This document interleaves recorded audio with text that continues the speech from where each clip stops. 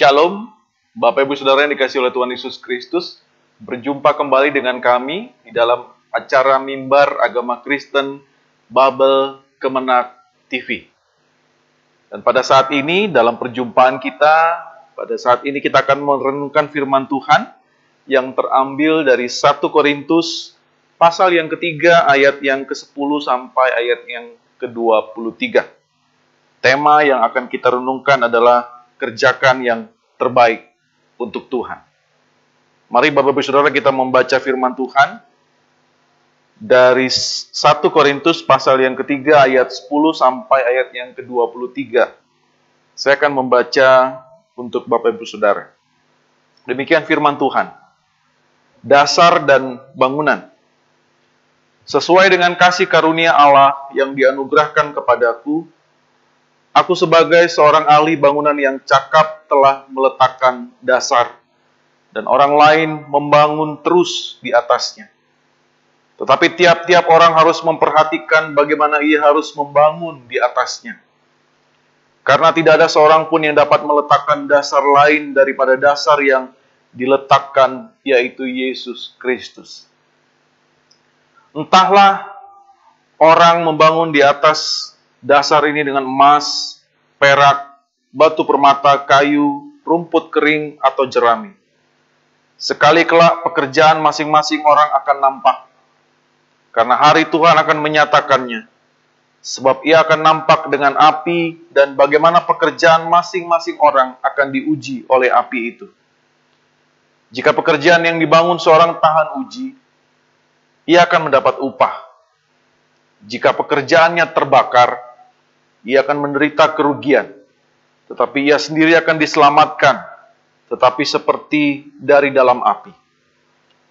Tidakkah tahukah kamu bahwa kamu adalah bait Allah dan bahwa Roh Allah diam di dalam kamu?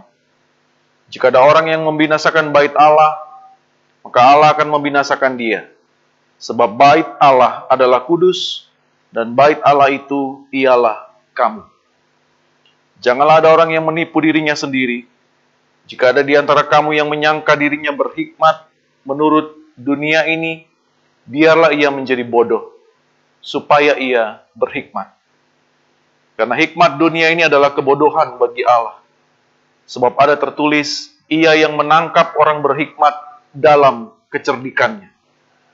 Dan di tempat lain, Tuhan mengetahui rancangan-rancangan orang berhikmat. Sesungguhnya semuanya sia-sia belaka.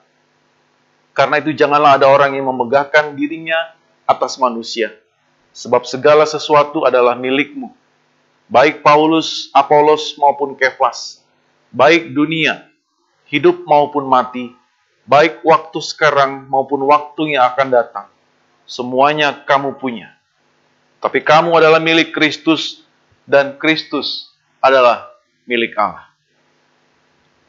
Tema kerjakan yang terbaik untuk Tuhan.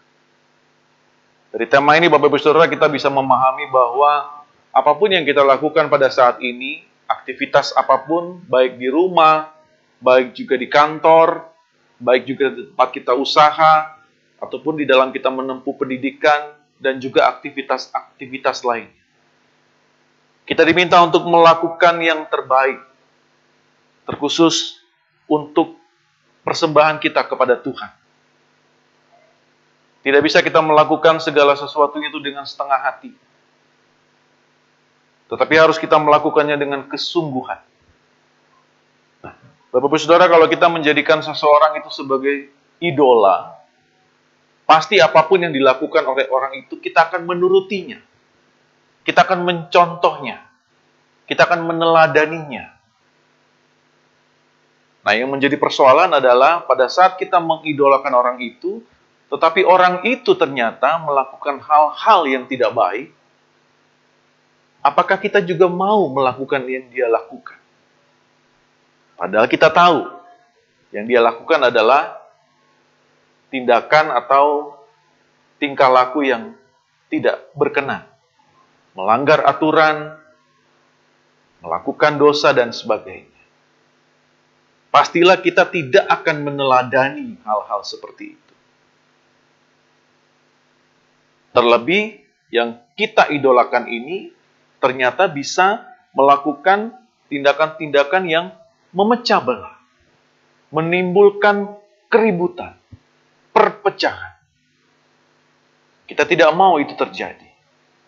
Nah, di dalam jemaat Korintus, situasi seperti ini, Bapak Ibu Saudara, juga ada di dalam jemaat ini. Jemaat Korintus sedang mengalami yang namanya perpecahan. Dikarenakan apa? Dikarenakan mereka mengidolakan pemimpin-pemimpin jemaat yang ada. Dengan cara yang tadi saya sudah sebutkan. Mereka betul-betul mengidolakan kelompok Paulus, Apolos, dan Kefas. Masing-masing punya tim sendiri-sendiri. Tetapi karena kelompok-kelompok ini terpecah, mereka saling menjatuhkan satu dengan yang lain. Mereka tidak percaya satu dengan yang lain. Mereka bekerja sendiri-sendiri. Dan di situ menimbulkan perpecahan. Kelompok-kelompok ini tidak mau duduk bersama. Ketiga kelompok ini tidak mau beribadah bersama-sama.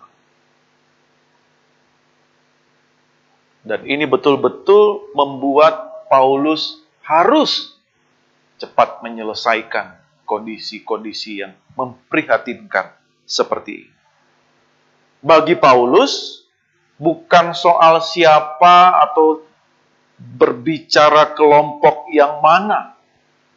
Tetapi yang menjadi persoalan bagi Paulus adalah bagaimana kelompok-kelompok yang terpisah ini, yang terpecah ini, bisa memberikan pertumbuhan. Memberikan sesuatu yang baik.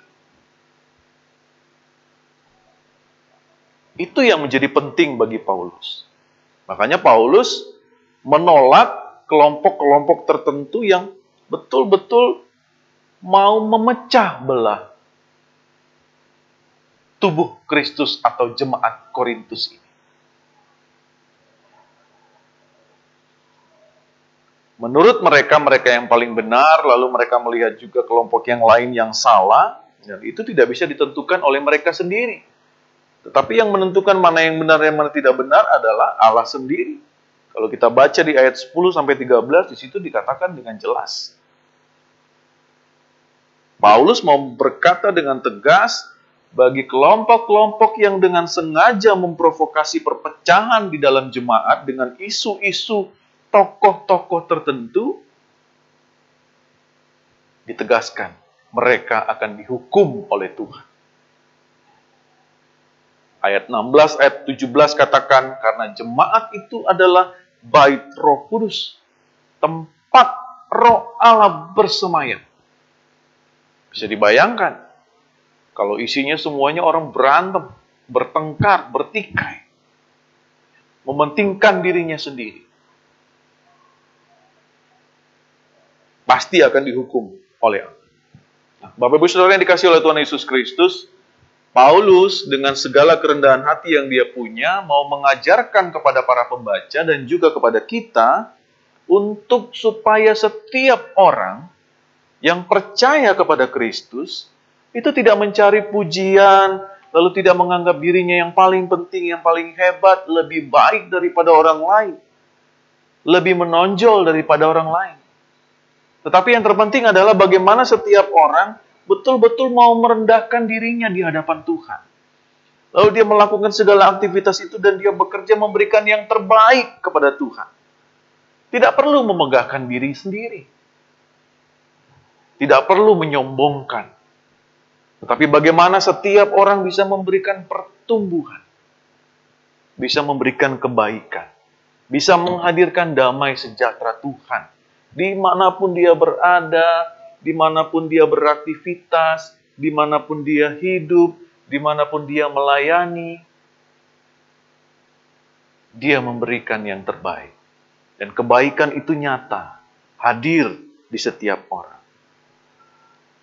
Sekali lagi Bapak-Ibu Saudara, hal yang terpenting dalam perenungan kita pada saat ini adalah bagaimana kita melakukan segala sesuatunya itu terbaik bagi Tuhan.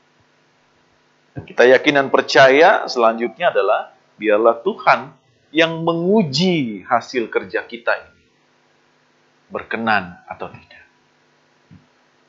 Selamat berkarya bagi Tuhan dalam segala aktivitas yang kita lakukan pada saat ini.